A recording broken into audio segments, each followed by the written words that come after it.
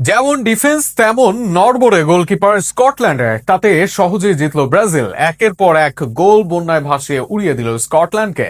ভিনির জাদু আর কুনিহার ধারাবাহিকতা সাথে আজ মাঠে নেমেছেন নেইমার।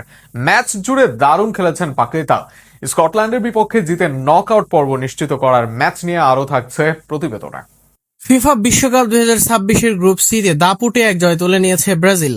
মায়ামি স্টেডিয়ামে অনুষ্ঠিত ম্যাচে স্কটল্যান্ডকে বড় ব্যবধানে হারিয়ে গ্রুপ সেরার পথে আরো এক ধাপ এগিয়ে গেল পাঁচবারের বিশ্ব চ্যাম্পিয়নরা। ম্যাচের শুরু থেকে আক্রমণাত্মক ফুটবল খেলতে দেখা যায় ব্রাজিলকে। সপ্তম মিনিটে ভিনিসিয়াস জুনিয়রের গোলে এগিয়ে যাওয়ার পর পুরো প্রথমার্ধে খেলার নিয়ন্ত্রণ নিজেদের কাছেই রাখে সেলেসাওরা। স্কটল্যান্ড কিছু সময় বলের দখল ধরে রাখলেও ব্রাজিলের সংগঠিত আক্রমণের সামনে কার্যকর কোনো সুযোগ তৈরি করতে পারেনি তারা।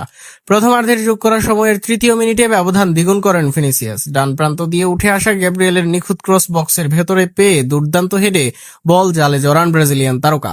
গোলটি ব্রাজিলকে 2-0 ব্যবধানে এগিয়ে নিয়ে যায় এবং বিরতির আগে স্কটল্যান্ডকে আরো চাপে ফেলে।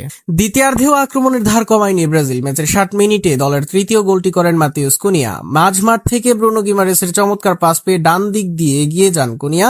এরপর ডিফেন্ডারকে কাটিয়ে জায়গা তৈরি করে নিখুঁত শটে বল পাঠিয়ে দেন জালের ডান কোণে। চলতি বিশ্বকাপে এটি ছিল তার তৃতীয় গোল। 3-0 ব্যবধানে এগিয়ে যাওয়ার পর ম্যাচের নিয়ন্ত্রণ পুরোপুরি নিজেদের হাতে রাখে ব্রাজিল। অন্যদিকে ব্যবধান কমানোর জন্য মরিয়া চেষ্টা চালালেও ব্রাজিলের শক্তিশালী রক্ষণভাগ ভাঙতে ব্যর্থ হয় স্কটল্যান্ড।